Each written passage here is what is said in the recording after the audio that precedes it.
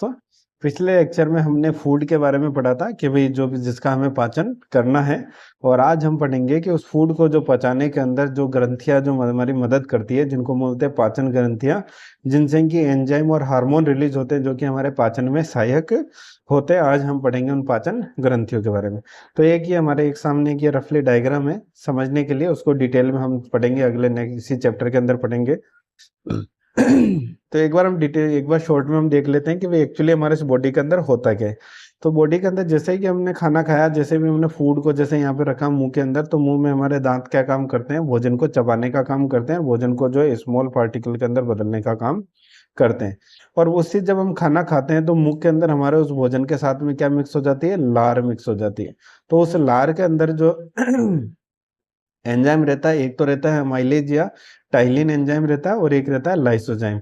तो माइलेज या टाइलिन तो क्या करता है, जो भी हमने स्टार्च खाया उसको क्या है, पॉलीसेकेराइड को तो किस में कन्वर्ट कर देता है, डाइसेकेराइड के अंदर। और लाइसोजाइम क्या करता है, जो भी हमने फूड खाया उसके अंदर अगर कोई बैक्टीरिया, तो बैक्टीरिया या फंगस है उसको खत्म करने का काम कौन करता है, लाइसोजाइम। इसके बाद में हमारा जो फूड है यहाँ से हमारा चला गया अग्नाशय के अंदर, आमाशय के अंदर, यानी कि हमारे स्टोमक में चला गया। स्टोमक के अंदर हमारे वहां पर होते हैं 3 प्रकार के एंजाइम, स्टोमक हमारा रिलीज करता है। एक होता है हमारा पेप्सिन, एक होता है हमारा रेनिन, एक होता है हमारा गैस्ट्रिक लाइपेज। तो पेप्सिन हमारे जो है प्रोटीन के पाचन के अंदर हमारी सहायता करता है, यानी प्रोटीन का पाचन स्टोमक के अंदर कौन करता है, पेप्सिन की वजह से होता है। रेनिन है, ये केवल बच्चों के अंदर पाया जाता है, तो और गैस्ट्रिक लाइपेज है जो कि वसा का जो है उसके पाचन के अंदर काम आता है, जो कि यहाँ पे बहुत कम मात्रा में उपयोग आता है, क्योंकि यहाँ पे जो वसा रहता है उसका जो पार्टिकल है वो बड़े रहते हैं, छोटे उसके ऊपर गैस्ट्रिक लाइपेज काम नहीं कर पाता है। आमाशय के बाद में फिर हमारा जो ये जो लीवर है, लीवर से जो है बाइल जूस रिलीज होता है। तो बाइल जूस के अंदर जो पित्त रिलीज कौन करता है, हमारा यकृत लीवर करता है। और इसका जो स्टोरेज होता है, कलेक्शन, वो किसमें का होता है, हमारे गॉल ब्लैडर के अंदर होता है। तो बाइल जूस भी यहाँ पे क्या होता है, 2 प्रकार का होता है इसके अंदर, एक तो होता है बाइल सॉल्ट और एक होता है बाइल पिगमेंट। तो बाइल सॉल्ट क्या करता है कि जो भी हमारे खाने के अंदर जो फैट है, इस फैट को क्या कर देता है, ये स्मॉल पार्टिकल यानी इमल्सिफिकेशन कर देता है, यानी वसा का पाइसीकरण करके वसा को छोटे छोटे टुकड़ों के अंदर यहाँ पे तोड़ देता है। तो जब वसा यहाँ पे छोटे छोटे टुकड़ों में टूट गया, तो फिर अग्नाशय के अंदर हमारे रिलीज होते हैं ट्रिप्सिन, जो कि प्रोटीन का पाचन करता है, लाइपेज जो कि वसा का जो पाचन में सहायक है। तो ये जो वसा हमारे छोटे छोटे टुकड़ों में टूट गया है, इसको लाइपेज यहाँ पे इसका क्या कर देता है, पाचन कर देता है। और इसी तरह से माल्टोज, सुक्रोज, लैक्टोज है वो क्या करता है, कार्बोहाइड्रेट का पाचन करता है। यानी यहाँ पे हमने देखा भी आमाशय के अंदर कार्बोहाइड्रेट का जो पाचन है वो हुआ ही नहीं है। इसके बाद में फिर हमारा खाना जाता है स्मॉल इंस्टेंटाइन में। स्मॉल इंस्टेंटाइन को भी पूर्ण रस कहते हैं। यहाँ पे भी जो खाना अंतिम रूप से पचाया जाता है, और कार्बोहाइड्रेट, प्रोटीन, फैट सबका पाचन यहाँ पर होता है। फिर यहाँ पे जो भी खाना बच गया फिर वो बड़ी आंत में भेज दिया जाता है। बड़ी आंत क्या करती है, मिनरल्स और वाटर का एब्जॉर्प्शन करके जो भी बचा कुचा है उसको क्या निकाल देती है, बाहर निकाल देती है। और अग्नाशय से 2 हार्मोन भी रिलीज होते हैं, जिनको बोलते हैं इंसुलिन और ग्लूकेगॉन। अब हम पढ़ते हैं इसको डिटेल में। तो आज का हमारा टॉपिक है पाचन ग्रंथियां। तो ग्रंथियों को पढ़ने से पहले सबसे पहले समझना पड़ेगा भी ग्लैंड होती क्या है, ग्रंथि होती क्या है। तो ग्लैंड वो होती है जिसे किसी भी तरह का रस का जो क्या होता है, सीक्रेशन होता है। यानी रस का अगर कोई श्रवण कर रही है तो वो क्या होगी, ग्लैंड होगी। अगर रस का श्रवण अगर किसी नलिका की सहायता से हो रहा है, किसी पाइप से हो रहा है, तो हमने उसको क्या बोल दिया, बाह्य ग्रंथि बोल दिया, यानी एक्सोक्राइन ग्रैनुल बोल दिया। और उससे बाह्य जो नलिका, अगर कोई रस जो है नलिका से निकल रहा है, रस का स्राव नलिका से हो रहा है, तो उससे सामान्यतः क्या निकलते हैं, हमारे एंजाइम निकलते हैं। और एंजाइम हमारे किस में मदद करते हैं, भोजन को पचाने में करते हैं। वो भी हमने देख लिया, और डिटेल में भी हम और देख लेंगे। और सपोज करो अगर किसी रस का सीक्रेशन तो हो रहा है, लेकिन उसके लिए कोई बिना नलिका के ही हो रहा है, नलिका विहीन ग्रंथि से हो रहा है, तो उसको हम बोलते हैं एंडोक्राइन ग्लैंड। और नलिका विहीन ग्रंथि से अगर जब भी किसी रस का सेक्रेशन होता है तो सामान्यतः वो क्या निकलते हैं, हमारे हार्मोन निकलते हैं। तो यहाँ पे हमने 2 तरह की ग्रंथि देखी। एक अगर ग्रंथि देखी, एक हमने जिसमें कि अगर रस का जो सीक्रेशन है नलिका से हो रहा है तो उसको हमने बोल दिया एक्सोक्राइन ग्लैंड, और उनसे क्या निकलते हैं, एंजाइम। और इसी तरह से अगर कोई नलिका विहीन ग्रंथि से अगर रस का सीक्रेशन हो रहा है तो उसको हमने क्या बोल दिया, एंडोक्राइन ग्लैंड, और उनसे जनरली क्या निकलते हैं, हमारे हार्मोन। लेकिन हमारे शरीर के अंदर कुछ ग्लैंड या ग्रंथियां जो भी है हमारी ऐसी भी होती है जो एंजाइम तथा हार्मोन दोनों को क्या करती है, रिलीज करती है। इनको हम क्या बोलते हैं, मिश्रित ग्रंथियां बोलते हैं। तो मिश्रित ग्रंथियों के एग्जाम्पल एग्जाम्पल है, एक हमारा पेनक्रिज यानी कि अग्नाशय, दूसरा हमारा एक होता है टेस्टिस और एक होता है हमारा ओवेरी। तो टेस्टिस और ओवेरिस को जब हम रिप्रोडक्शन पढ़ेंगे इसके अंदर, तब हम वहां पर इसको पढ़ेंगे, और यहाँ हम डिटेल में पढ़ेंगे पेनक्रियाज के बारे में। ये हो गया बेसिक। अब हम बात करते हैं भी पाचन हमारा स्टार्ट कैसे होता है। पाचन जो है, जैसे हमने मुंह के अंदर खाना रखा, हमारा पाचन की प्रोसेस क्या हो जाती है, स्टार्ट हो जाती है। क्योंकि मुंह के अंदर हमारे क्या रहती है, लार ग्रंथि है। और लार ग्रंथि कितनी जोड़ी के अंदर होती है, 3 जोड़ी के अंदर। ये लार ग्रंथि क्या करती है, हमारी खाने के साथ में क्या मिक्स करती है, लार को मिक्स करती है। और लार के अंदर क्या होता है, टाइलिन या सेलेवरी अमाइलेज नाम का क्या होता है, एक एंजाइम होता है। ये नाम याद रखना जरूरी है क्योंकि एग्जाम में क्वेश्चन पूछा हुआ है। टाइलिन या सेलेवरी अमाइलेज नामक एंजाइम निकलता है। ये एंजाइम क्या काम करता है, जो भी हमने खाया स्टार्च यानी पॉलीसेकेराइड, उस पॉलीसेकेराइड को क्या कर देता है, एक तरह से डाइसेकेराइड के अंदर कन्वर्ट कर देता है। पिछले लेक्चर में हमने पढ़ा था कि भाई अल्टीमेटली कार्बोहाइड्रेट का पाचन से क्या मतलब है, उसको मोनोसेकेराइड में परिवर्तित करना। तो लार के अंदर ही हमारा जो स्टार्च है उसको डाइसेकेराइड में तो हमने कन्वर्ट कर दिया यहीं पे। तो ये भी एग्जाम में टाइलिन के ऊपर क्वेश्चन पूछा हुआ है। टाइलिन क्या काम करता है, स्टार्च को जो है माल्टोज के अंदर यानी कि डाइसेकेराइड के अंदर परिवर्तित करने का काम करता है। तो यहाँ से हम कह सकते हैं भी पाचन की जो प्रक्रिया वो हमारे कहाँ से प्रारंभ हो गई, मुख से हो गई। और सबसे पहले किसका पाचन हुआ, कार्बोहाइड्रेट को पचाया जाता है। और लार ग्रंथि के अंदर दूसरा हमारे पाया जाता है लाइसोसाइम एंजाइम भी पाया जाता है। और लाइसोसाइम एंजाइम क्या करता है कि हमने जो भी अगर कोई भी खाना खाया है, उस खाने के अंदर अगर बैक्टीरिया या फंगस है, तो उस बैक्टीरिया फंगस को वो जो समाप्त करने में मददगार है। इसका मददगार का मतलब है यहाँ पर खाने में लाइसोजाइम जो एंजाइम है वो कंप्लीटली बैक्टीरिया को खत्म नहीं करता है, खत्म करने में मददगार है, यानी कुछ हद तक जो है खत्म कर देता है। और लाइसोजाइम एंजाइम अगर हमारे शरीर के अंदर अगर हम देखें, तो जहां से भी हमारे शरीर के अंदर लिक्विड निकलता है उसके अंदर क्या पाया जाता है, लाइसोजाइम पाया जाता है। चाहे अगर कोई आंसू हो उसमें भी लाइसोजाइम मिलेगा, मूत्र हो उसमें भी मिलेगा, और पसीना हो उसके अंदर भी लाइसोजाइम एंजाइम निकलता है। और सबसे ज्यादा जो लाइसोजाइम एंजाइम मिलता है वो मिलता है गौमूत्र के अंदर पाया जाता है। तो जब भी आपने प्राचीन समय के अंदर देखा होगा कि भाई अगर हम हर चीज पे क्या लगाते हैं, गौमूत्र के छींटे देते हैं। क्यों, क्योंकि गौमूत्र के छींटों में लाइसोजाइम ज्यादा पाया जाता है। तो उनको छिड़कने से क्या होता है कि वहां पे जो बैक्टीरिया फंगस होते हैं वो क्या होता है, इजीली लग नहीं पाते, लगे हुए तो वो खत्म हो जाते हैं। इसी तरह से अगर कहीं पे लग जाती है तो गाँव पर क्या कर लेते हैं, हम टॉयलेट कर लेते हैं, जिससे कि बैक्टीरियल इन्फेक्शन हमारा ना फैले। तो यहाँ पर याद रखने वाली चीज ये है कि लाइसोजाइम जो है वो केवल और केवल बैक्टीरिया और फंगस को मार सकता है, लेकिन वायरस को खत्म नहीं कर सकता। अगर खाने के साथ आप या किसी भी तरह का आपके वायरस जा रहा है शरीर के अंदर, तो लार उसमें कुछ भी नहीं कर पाएगी। इसके बाद में हमारे जो खाना है वो ग्रास नली से होके, एसोफेगस से होके कहाँ पहुंचता है, हमारे स्टोमक के अंदर। स्टोमक के अंदर हमारा कार्बोहाइड्रेट का पाचन तो हो गया था मुख में। यहाँ पे हमारा जो आमाशय है, स्टोमक है, उसके अंदर हमारे पाए जाते हैं एंजाइम 3, पेप्सिन, रेनिन और गैस्ट्रिक लाइपेज। तो पेप्सिन है वो हमारा प्रोटीन को पचाने के अंदर सहायक है। इसी तरह से जो रेनिन है वो केवल बच्चों के अंदर पाया जाता है, कैसीन को पचाने के अंदर सहायता करता है।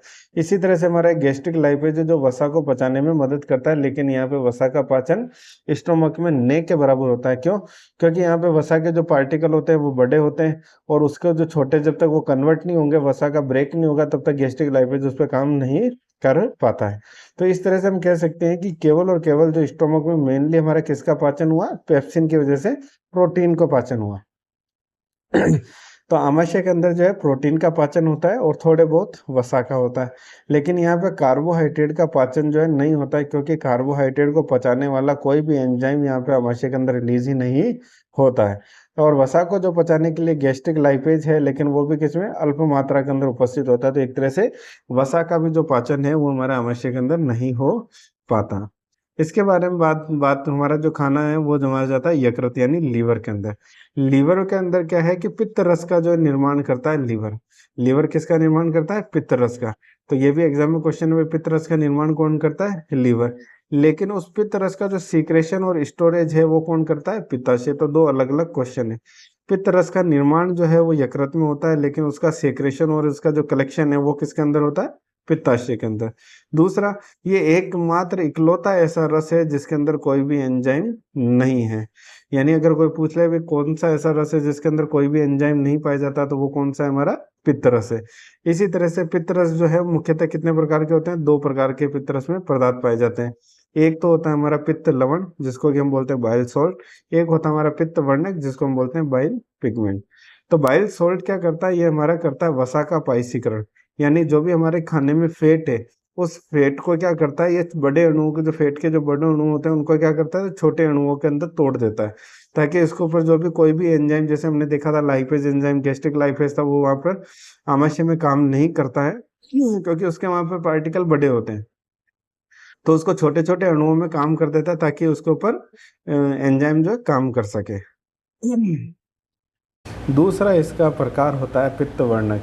और पित्त वर्णक के जो ये दो पित्त वर्णक है, वर्णक का मतलब हो गया कि उसको कलर, पित्त का जो कलर आता है वो इनकी वजह से आता है। बिलीरुबिन और बिलीवर्डिन एग्जाम के अंदर दोनों के नाम पूछे गए हैं। तो ये क्या होते हैं कि उत्सर्जी प्रदार्थ होते हैं, यानी शरीर के अंदर इनको क्या होता है, ये शरीर से निकलते ही हैं हमारे। लेकिन अगर इनकी मात्रा मान लो अगर बढ़ जाए तो जो हमारा शरीर है वो कैसा दिखने लग जाता है, हल्का पीला दिखाई देने लग जाता है। और इसी बीमारी को हम क्या कहते हैं, पीलिया या हेपेटाइटिस सी कहते हैं। यानी बेसिक्स ऑफ एवरीडे साइंस की अगर हम बात करें तो भाई पीलिया क्यों होता है, उस किसके कारण होता है, वो होता है हमारा बिलीरुबिन या बिलीवर्डिन के कारण होता है। अब हम देखते हैं कि भाई हमारा जो लीवर है उसके जो फंक्शनिंग क्या है, उसके जो है कार्य क्या है। तो लीवर की एक तो है कि भाई ये हमारी सबसे बड़ी ग्रंथि, यानी एग्जाम के अंदर यही क्वेश्चन पूछा हुआ है कि भाई हमारे सबसे बड़ी ग्लैंड एक्सोक्राइन जो ग्लैंड है, एक्सोक्राइन की सबसे बड़ी ग्लैंड कौन सी, हमारी लीवर है। लेकिन इसके अंदर ये एकमात्र ऐसी जो बड़ी ग्रंथि है जिससे कोई भी एंजाइम का स्त्रावण नहीं करती है। दूसरा हमारा लीवर जो है भोजन को स्टोरेज करने का जो है कार्य करता है, यानी भोजन हमारा स्टोर किस में होता है, हमारे लीवर के अंदर होता है। तीसरी चीज़ कि भाई यूरिया का निर्माण हमारे बॉडी के अंदर कहाँ पर होता है, वो होता है हमारे लीवर के अंदर। जब हम टॉयलेट करते हैं तो टॉयलेट में हमारा जो हल्का पीलापन आता है वो किसकी वजह से आता है, यूरिया की वजह से। तो उस यूरिया का जो निर्माण कहाँ होता है, वो होता है लीवर के अंदर। शरीर के जितने भी हमारे जो खाने पीने से जो भी हमारे विषैले पदार्थ हैं, उन विषैले पदार्थ को जो स्टोरेज कौन करता है, वो भी हमारा कौन करता है, लीवर करता है। ये क्या विटामिन जो है, 4 विटामिन है ए डी ई के, इनका तो क्या करता है कि ये संग्राहक है। और जो विटामिन के है उसका क्या करता है, ये संश्लेषण करता है। संश्लेषण का मतलब है विटामिन के का जो निर्माण हमारे कहाँ पर होता है, हमारे लीवर के अंदर ही होता है।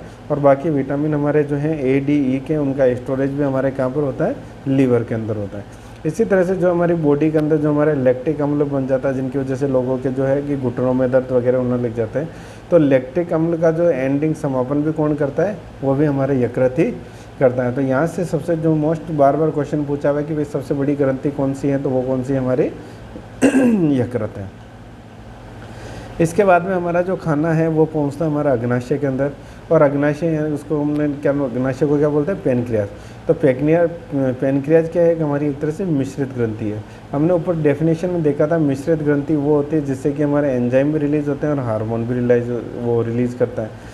तो जो हमारे एंजाइम होते हैं वो तो क्या करते हैं कि अभी अभिक्रिया को सक्रिय करते हैं, और हार्मोन हमारे क्या करते हैं, हमारे बॉडी के अंगों को जो है एक्टिव करने के काम में आता है। तो इन दोनों का जो स्त्रावण वो कहाँ से होता है, अग्नाशय से होता है। तो अग्नाशय को इसलिए क्या कहा गया, मिश्रित ग्रंथि या जो मिक्स्ड ग्लैंड है वो कहा जाता है।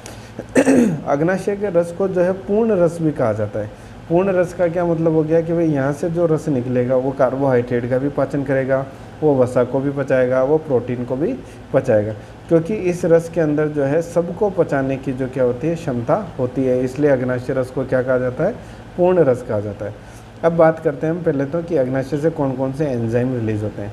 तो एंजाइम की बात करें तो एंजाइम करते क्या हैं, अभिक्रिया को जो है सक्रिय करते हैं, ये हमने देख लिया। तो अग्नाशय ग्रंथि के जिस भाग से एंजाइम का स्त्रावण होता है उसको क्या कहते हैं, एसिनी कहा जाता है। एग्जाम में क्वेश्चन पूछा हुआ है कि भाई अग्नाशय के किस भाग से एंजाइम का सिक्रेशन होता है, तो वो किससे होता है, एसिनी से। और कौन कौन से एंजाइम जो है सीक्रेट होते हैं, वो होते हैं एक तो ट्रिप्सिन होता है जो कि प्रोटीन के पाचन में सहायता करता है, लाइपेज जो कि वसा के पाचन में सहायता करता है, क्योंकि बाइल जो पिगमेंट है उसने क्या करा था बाइल पिगमेंट क्या, हमारा जो बाइल सॉल्ट है उसने क्या करा था, वसा का पाइसीकरण करके वसा को छोटे छोटे टुकड़ों में तोड़ दिया। तो अब जो हमारा लाइपेज एंजाइम है वो वसा के ऊपर काम कर सकता है और वसा को पचा सकता है।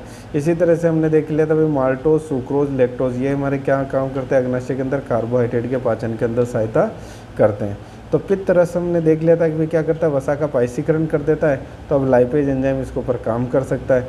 तो अग्नाशय के अंदर भोजन के जो सभी प्रकार के अवयवों अब भोजन के सभी प्रकार के अवयव से क्या मतलब है, कार्बोहाइड्रेट हो गया, प्रोटीन हो गया, वसा हो गया, तो सभी प्रकार के अवयवों का पाचन होता है, इसलिए इसको क्या कहा जाता है, पूर्ण रस। जैसे हमारा जो एंजाइम होता है वो अभिक्रिया को सक्रियता बढ़ाता है, इसी प्रकार जो हार्मोन होते हैं वो हमारी अंग की सक्रियता, अंग को क्या करते हैं, सक्रिय करते हैं। तो अंगों की सक्रियता के लिए आवश्यक क्या है, हमारे हार्मोन। और अग्नाशय के जिस पार्ट से हार्मोन रिलीज होता है उसको क्या कहते हैं, आइसलैंड ऑफ लैंगरहैंस। ये भी एग्जाम के अंदर बहुत बार क्वेश्चन पूछा हुआ है कि हार्मोन अग्नाशय के किस पार्ट से रिलीज होता है, वो होता है आइसलेट ऑफ लैंगरहैंस। और हमारे जो है अग्नाशय से दो तरह के हार्मोन निकलते हैं, एक होता है इंसुलिन और दूसरा होता है ग्लूकेगॉन। इंसुलिन क्या करता है, जो भी हमारे शरीर के अंदर एक्सेस के अंदर जो ग्लूकोज है उस ग्लूकोज को क्या कर देता है, ग्लाइकोजन के अंदर कन्वर्ट कर देता है। और ग्लूकेगॉन क्या करता है कि अगर मान लो हमने खाना खाया नहीं और हमें भूख लग रही है और खाना खा नहीं पा रहे, तो जो हमारा ऑलरेडी जो स्टोर ग्लाइकोजन है उस ग्लाइकोजन को क्या कर देता है, वापस ग्लूकोज के अंदर कन्वर्ट कर देता है। तो इंसुलिन और ग्लूकेगॉन दो हार्मोन किस में पाए जाते हैं, हमारे अग्नाशय के अंदर। अब बात करते हैं हम इंसुलिन की। इंसुलिन क्या करता है, हमारे शरीर के अंदर जो भी अतिरिक्त ग्लूकोज है, क्योंकि हम जब भी खाना खाते हैं तो हमारे शरीर में क्या प्रोड्यूस होता है, ग्लूकोज प्रोड्यूस होता है। तो कुछ तो हमारे जो कि हम डेली रूटीन में एनर्जी के अंदर हमारे काम आ जाता है, और जो अतिरिक्त ग्लूकोज है जिसको जो भी हमारे ब्लड के अंदर अतिरिक्त एक्स्ट्रा जो ग्लूकोज है उस ग्लूकोज को इंसुलिन क्या करता है, ग्लाइकोजन के अंदर क्या कर देता है, बदल देता है। अर्थात अगर ग्लूकोज की जो है मात्रा का क्या है, कंट्रोलर है एक तरह से। इंसुलिन क्या काम करता है, हमारे बॉडी के अंदर जो ग्लूकोज की मात्रा है उसको कंट्रोल करता है। अगर इंसुलिन की कमी हो जाती है तो इसका मतलब है कि शरीर के अंदर जो हमारा एक्स्ट्रा ग्लूकोज है वो ग्लाइकोजन के अंदर परिवर्तित नहीं हो पा रहा, यानी इंसुलिन की कमी से जो हमारे बॉडी के अंदर ग्लूकोज की जो मात्रा है वो क्या हो रही है, बढ़ रही है। अब ग्लूकोज की मात्रा अगर हमारे बॉडी के अंदर बढ़ जाएगी तो हमारा ब्लड क्या हो जाता है, उससे गाढ़ा हो जाता है, और जो ब्लड गाढ़ा हो जाता है इसी बीमारी को हम क्या बोलते हैं, डायबिटीज़ मेलिटस या मधुमेह कहा जाता है।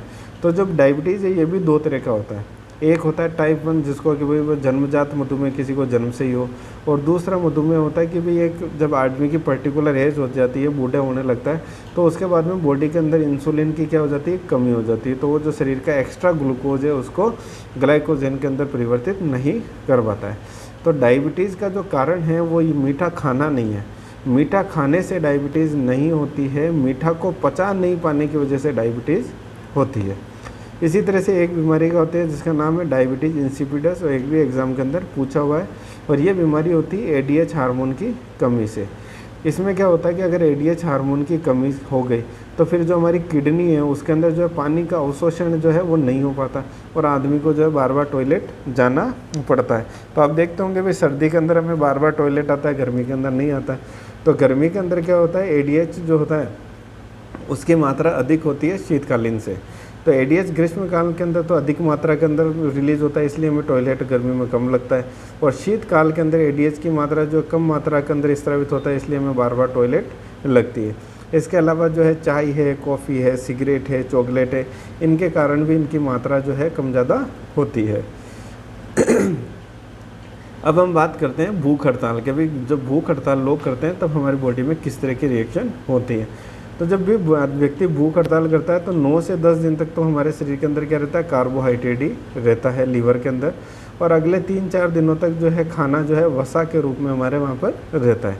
तो 12-14 दिनों के बाद फिर स्टार्ट होता है हमारे प्रोटीन का पाचन स्टार्ट हो जाता है, और यही हमारे क्या होती है, खतरे की घंटी होती है। जब प्रोटीन का पाचन स्टार्ट हो जाता है फिर डॉक्टर हमारा जब यूरिन टेस्ट करता है, यूरिन टेस्ट के अंदर अगर पाया गया कि भाई कीटो बॉडी मिली है, तो उसका मतलब है उस व्यक्ति के बचने की संभावना क्या है, कम है, और उस बच्चे को जो भी क्या चढ़ाते हैं, ग्लूकोज की बोतल चढ़ाना स्टार्ट करते हैं। अग्नाशय के बाद में हमारा जो खाना हो गया छोटी आंत में। तो छोटी आंत में जो भोजन का पाचन यहाँ से भाई स्टोमक से गया, लीवर से गया, ये हमारा अग्नाशय से सारे के सारे रस अब कहाँ जा रहे हैं, छोटी आंत के अंदर जा रहे हैं। तो छोटी आंत में जो भोजन का पाचन है वो अग्नाशय रस भी करता है, पित्त रस भी करता है, छोटी आंत का जो है रस भी वो भी करता है। तो ये भी एक तरह से छोटी आंत में भी जो है क्या है, ये पूर्ण रस है, क्योंकि इससे भी जो रस निकलते हैं एंजाइम वो हमारे कार्बोहाइड्रेट का, प्रोटीन का, फैट का, सबका क्या होता है, पाचन करते हैं। तो भोजन जो अंतिम रूप से समस्त प्रकार के भोजन को जो है पचाने के अंदर सहायक है, और इसका जो स्रावण होता है, सीक्रेशन होता है छोटी आंत के अंदर, जो पूर्ण रस का जो सीक्रेशन होता है वो किसके द्वारा किया जाता है, इलियम के द्वारा किया जाता है। तो पाचन की प्रक्रिया तो अब क्या हो जाती है, यहीं समाप्त हो जाती है। यानी छोटी आंत के बाद में जो है पाचन का काम नहीं होता है। लास्ट जो पाचन की स्टेज है वो क्या है, छोटी आंत है। अब जो भी खाना मान लो नहीं पचा, तो उसको क्या करेगा, जो मिनरल्स और पानी की जो है बड़ी आंत के अंदर क्या हो जाएगा, अवशोषण कर, और उसके बाकी जो बचा उसको क्या कर देंगे, बाहर निकाल देंगे। यानी जो खाना पच गया वो ठीक, जो नहीं पचा वो फिर छोटी आंत से बड़ी आंत में जाएगा, वहाँ पे मिनरल्स और उसका जो वाटर का जो क्या कर लेगी, बड़ी आंत एब्जॉर्ब कर लेगी, और बाकी जो भी बच गया उसको हमारे क्या कर देंगे, उत्सर्जन तंत्र से यानी एनस के द्वारा उसको क्या कर देंगे, हम बाहर निकाल देंगे। तो ये इसी के साथ जो हमारा डाइजेशन सिस्टम है वो ख़त्म हो जाता है। और अब हमारा फूड एंड न्यूट्रिशन के अंदर फूड में हमने कार्बोहाइड्रेट, प्रोटीन और फैट तो हमने पढ़ ही लिया, और जो विटामिन मिनरल्स हैं वो अब हम जो है नेक्स्ट टॉपिक के अंदर पढ़ेंगे। तो हमारा ये जो है दोनों के दोनों टॉपिक जो है फूड एंड न्यूट्रिशन ये भी ख़त्म हो जाएगा, प्लस हमारा जो डाइजेशन सिस्टम है वो भी हमारा ख़त्म हो जाएगा। यहाँ अगर इसमें आपको कुछ समझ में नहीं आया तो प्लीज़ आप इसमें कमेंट कर सकते हो, और अगर आपको कंटेंट पसंद आए तो प्लीज़ इसको लाइक, शेयर एंड सब्सक्राइब ज़रूर कीजिएगा। Thank you.